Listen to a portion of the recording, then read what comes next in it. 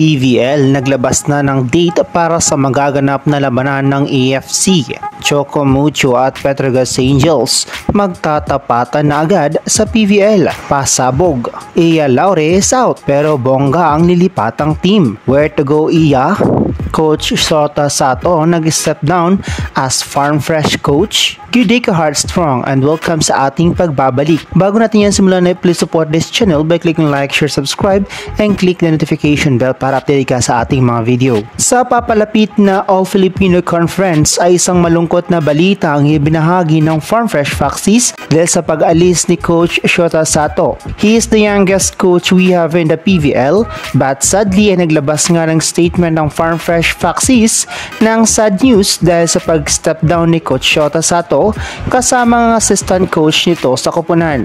It leaves a question para sa mga fans ng Foxies sa kung ano ang dahilan sa kanyang biglaang pag-alis sa koponan. Well, sa ngayon ay waiting ang mga fans sa kung anong dahilan ni Coach Shota upang maiwasan or maliwanagan ang mga fans nito sa pag-alis sa Farm Fresh. Subalit ganun pa man ay nilabas na nga ng PVL ang kanilang game schedules at kung sino-sino ang unang magbabanggaan sa unang araw ng game.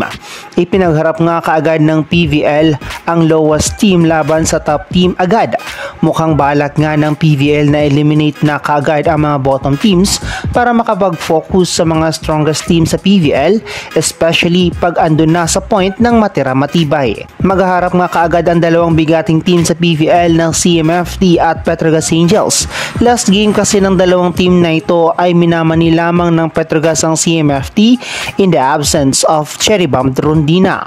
Ngayon ay muling magbabalik na si CC upang samahan ito ulit ang Chocomucho sa kanilang games this season. Even na may din Santiago na nga ang CMFT ay nahirapan pa rin ito without their reliable outside hitter. Kaya this time is the redemption time of CMFT upang mas maipakita pa kanila ang kanilang husay as a team. Although wala muna si Madi Madayag ngayon sa koponan, ay andyan naman si Cherry Nunag upang punan ang absence ni Madi Madayag. Speaking of absence, ay out na nga muna si Iya Laure this PVL season ng AFC dahil sa mga clauses na kanyang hinaharap sa Cherry Tigo. Subalit may isang magandang balita nga ito dahil bonggang ang team ang mapapasukan nito. We have no clue pa nga rin ang sabi ng mga fans kung saan ba talaga mapupunta ang isang Iya Laure. Kung sa CMFT nga ito tutuloy ay mas magkakaroon nga ito ng magandang connection dahil with Wong or Alva na alam nito ang galawan. Plus andyan pa si Rondina